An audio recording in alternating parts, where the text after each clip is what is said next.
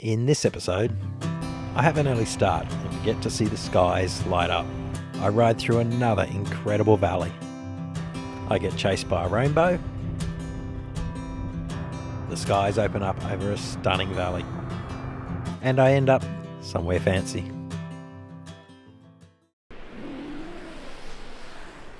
I woke up as the first signs of light made their way over the horizon. I packed the tent away.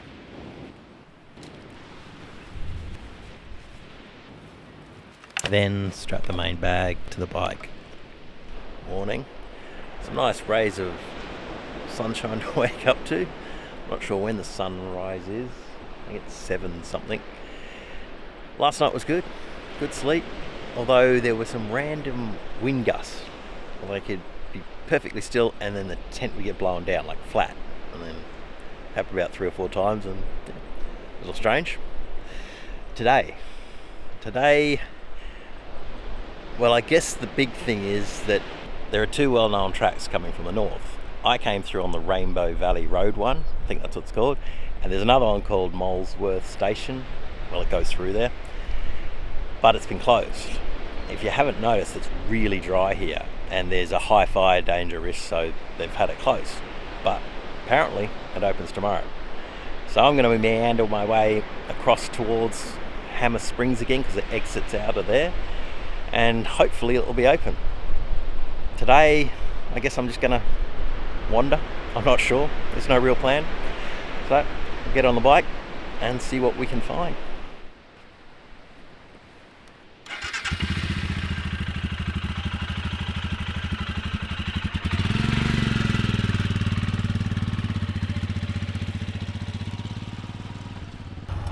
I rode out along the beach track.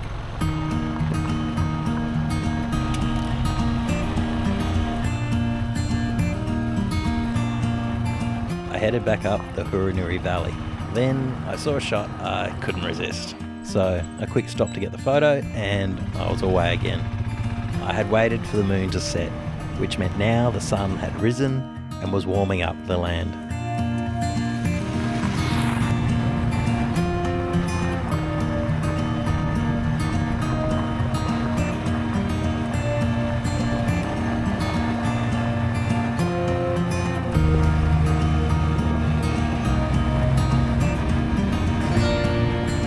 I made it back out onto the main highway.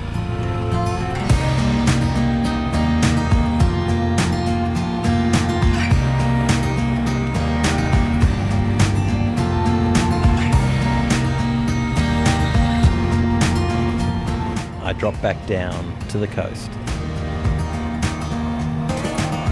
And again, New Zealand provides another beautiful coastline road to ride.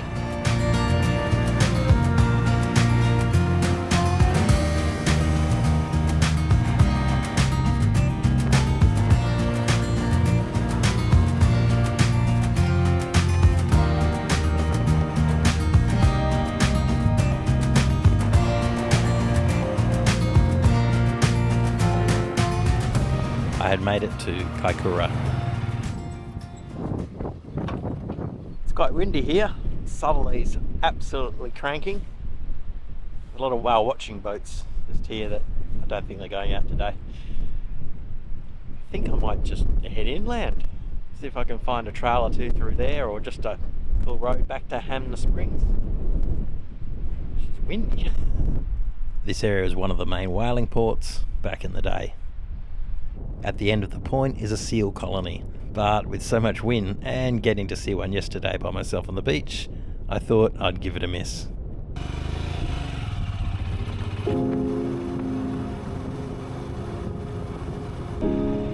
I rode through the main street of Kaikoura, then headed back into the rolling hills.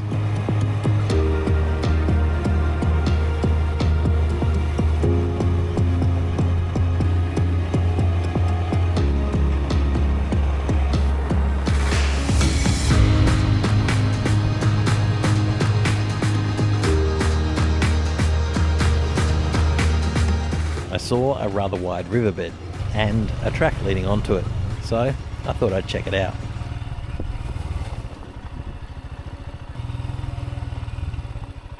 I got down onto the riverbed, which was made up of that loose, sandy gravel. It looked like there was kind of a track here. It seemed more interesting on the other side of the bridge.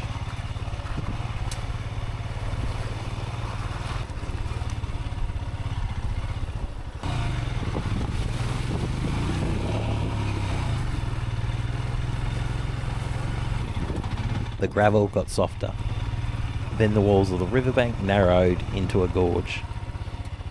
It's amazing how many little random tracks there are here. I turned around and headed back towards the road. It's always fun to break up a longer road section with some random exploring. It stops you from getting into that rush mentality of having to get somewhere as fast as possible. Where you put an arbitrary arrival time to it, throw in some random exploring, will shut that down immediately.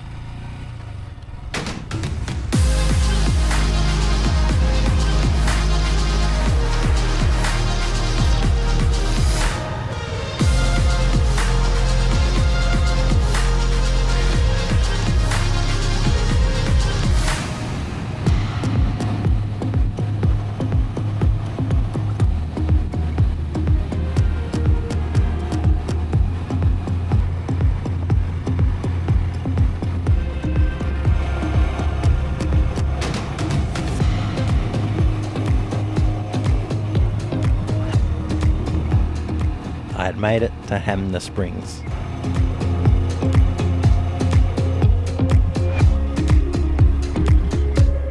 I pulled over to see if I could find somewhere to stay. I found a place only a couple of 100 metres up the road.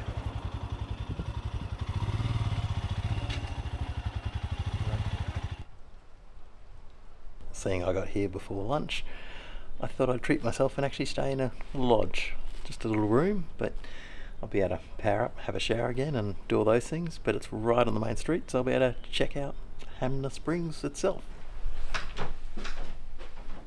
Doing luxury again. It's even got like a window day bed thing. It's funny, the owner or operator saw me drive in and said, "Oh, do you need a room?" "Yeah, I'll just go up there, it's number 5, sort out later all the payment and all that." He was right at 2 and he's like, "I know you just want to get your gear off and all that." So that was good. So he said, then he goes, "Oh, I might be away for about an hour or something, so just do it tonight." So very casual, which is actually really nice in a small town. Cool, I'm gonna go check out the main street. I wandered up the main street. There are a few places to eat, a couple of general stores, a place to get fuel, and there are also some of these stunning tall pines. But the main attraction is the hot springs. The first bathing house was built in 1884. The Minister of Land at the time, William Rowlandston, stated the importance that the public retains access to the springs. But, as you can see, it has been commercialised since. There is also the Queen Mary Hospital, which was opened in 1916 to treat returned servicemen from World War I. It closed in 2003. It was built on the site of a sanatorium building from 1879, but it was destroyed by fire in 1914. It has been good to have half a day off and do not a lot. I'm going to pack up early as tomorrow is forecast for rain. It's going to be mid-morning, so hopefully if I can get going, I'll stay in front of it the whole day. It's a lot easier taking photos when it's dry and just exploring the tracks and all that. But right now, I'm going to make use of this bed and get a good night's sleep. I woke up to, well, it's nearly 7 a.m. and there are some mighty strong gusts of wind coming through. No idea what it's going to be like out there.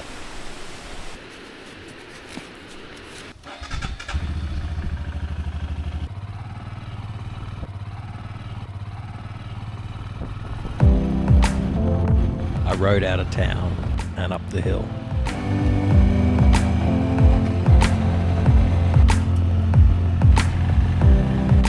The road was heavily corrugated, but it was helping to wake me up.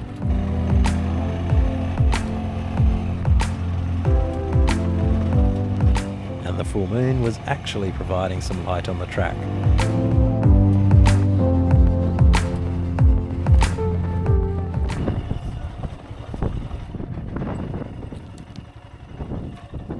It is a little bit gusty out there.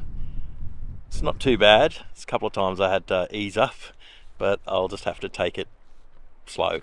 We'll see what the wind's like once I turn. This is where I came in last time, that Rainbow Road, and there will join up with the Mole Station Road that way, and hopefully, yeah, there's no cloud at least. Well, there is that way. We'll see if that rain comes, but so far so good. Should be fine.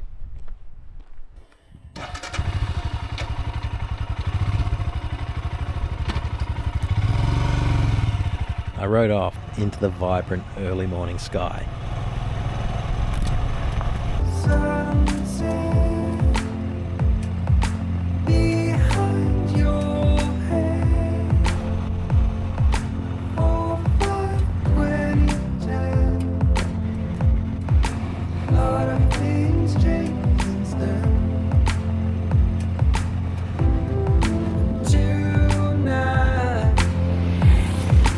I rode through the first valley with its bare mountains towering on either side.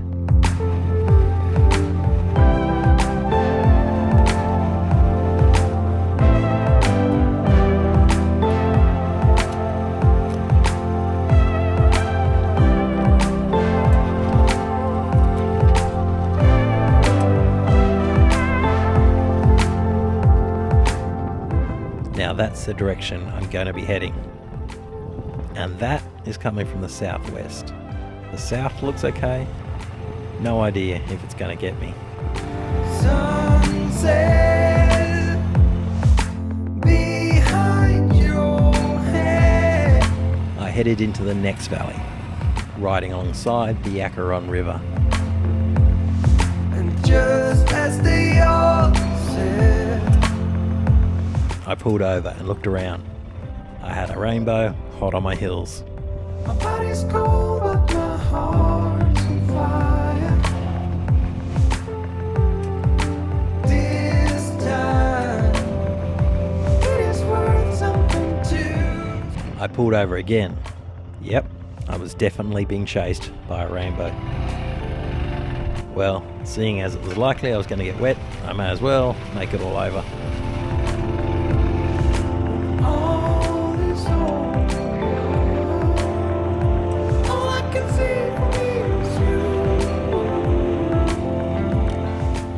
I didn't have my wet weather pants on. I should have done it earlier, but I was hoping if I kept going, I might just stay ahead of the rain. But I didn't. So I decided to pull over. The only problem was I couldn't even find a tree to shelter under. I finally saw a tree that might give me a little bit of protection while trying to get the wet weather pants on.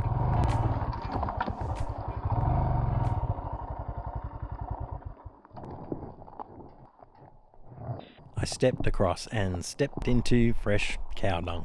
Not wanting that to be slippery on the foot pegs, I tried to wash it off. I had bought the extra large size of the rain pants, thinking they would be easy to slip over the top. No such luck.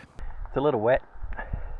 Ah well, still over 100 kilometres to go on the track, so maybe I'll get some dry patches at the end. Looking for so long to try and find this tree to get under, but we now have pants on. The idea of that, so my shoes didn't fill up with water as my pants just kept getting wetter and wetter, even though they went underneath. All good. Alright, on and into the cloud. With that done, I rolled my bike back down the embankment, but got a bit stuck on the ditch, but eventually got it out of there.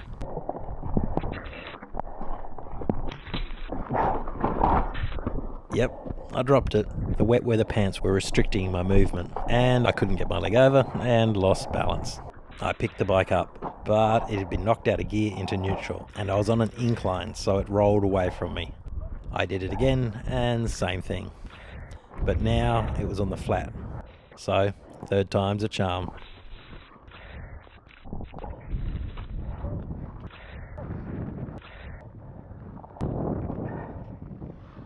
Luckily I got my leg over this time and got going again. All is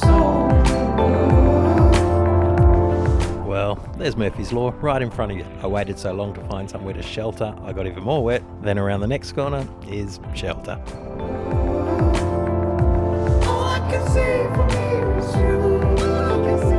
The rain was starting to pool on the track. Well, they're definitely going to have fun heading into the storm front. I started climbing back out of the valley. Then I made it over the crest and headed down into the next valley.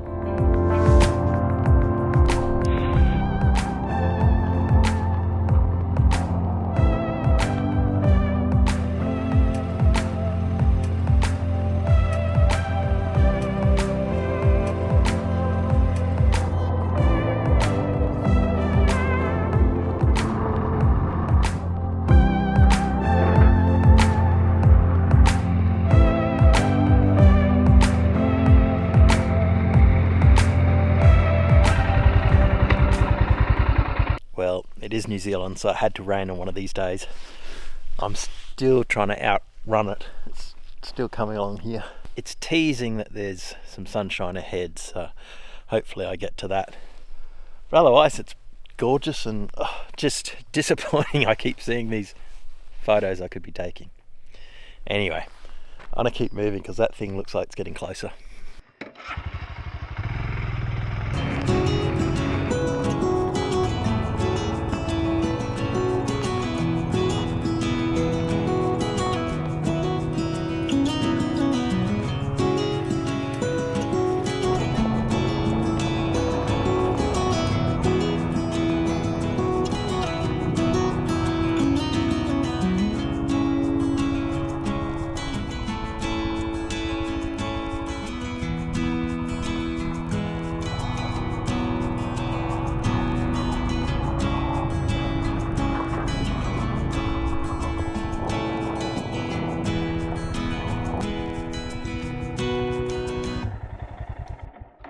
There are some stunning gorges here. Luckily I got a slight break in the rain. Well, it's still spitting. I would have been here for probably 3 more hours, stopping every 5 minutes getting photos. I'm maybe 40-50 kilometers from the end, but yeah, it's gorgeous. I wonder if you can get down to that river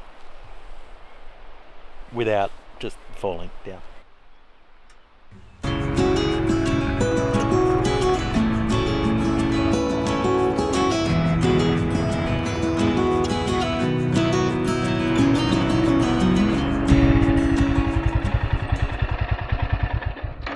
Well, I finally got in front of the rain, but the dirt part of the road has ended. But you can see back there, it's still heavy in those rain clouds. Fun ride, easy. Like, the track is, well, at the moment really well maintained. There is a bit of corrugation here and there, obviously around corners, up braking and accelerating out of them. But yeah, it's an easy ride. You could do it on nearly any bike, I think. Well, next, I think I should dry off first.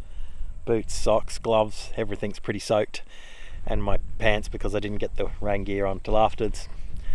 But I do have a plan. Got some family friends who live at the end of this road past the highway in a little shack, so I'm gonna call in and see if I can dry out. Sorry for pointing the camera in my crutch, but my rain pants are gone. No wonder I felt wet.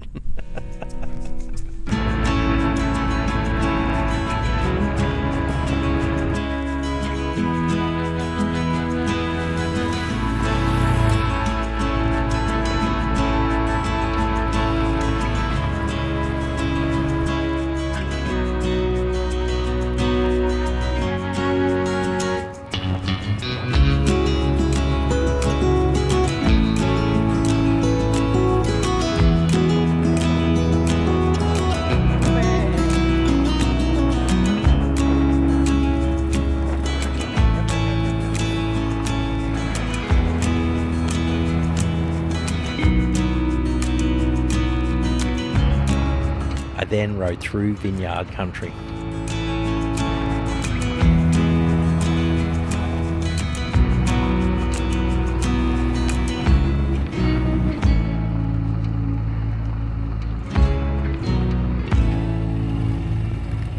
made it to the main highway. So I hopped across it and then crossed the train tracks.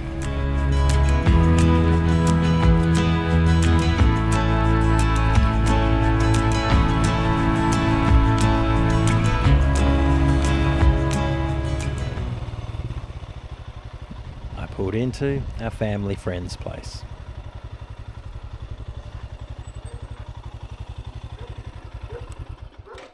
So when I said small shack, I might have been just a little bit off. It's the Ugbrook Country Estate. It used to be the whole area, and they had something like 22,000 acres, hectares. It was big, all the vineyards and everything, but now it's just this. And you can actually stay here.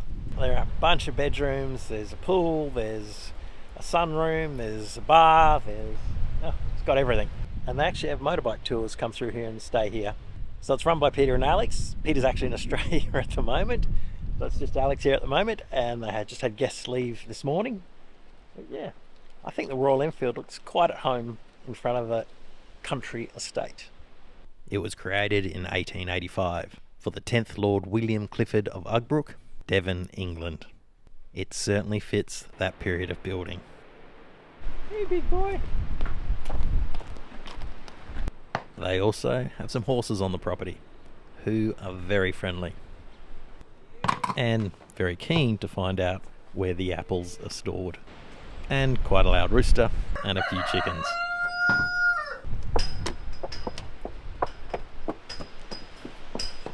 As usual, another great ride in New Zealand. I think all of them have been great rides. Although it was a little wet, it still was really good.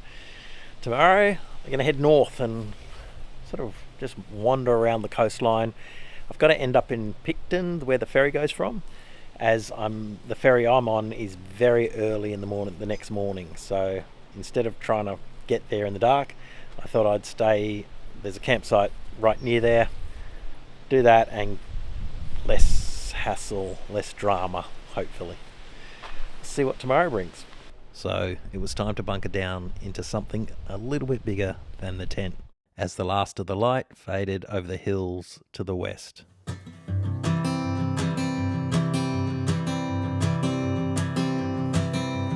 Oh my love, you're such a fragile thing, I know.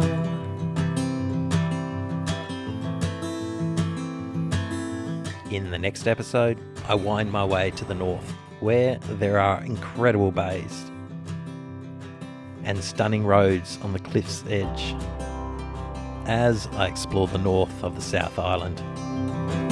Don't worry about the cold just yet. The trees haven't started to shed. Just feel the summer sun as it warms our bed.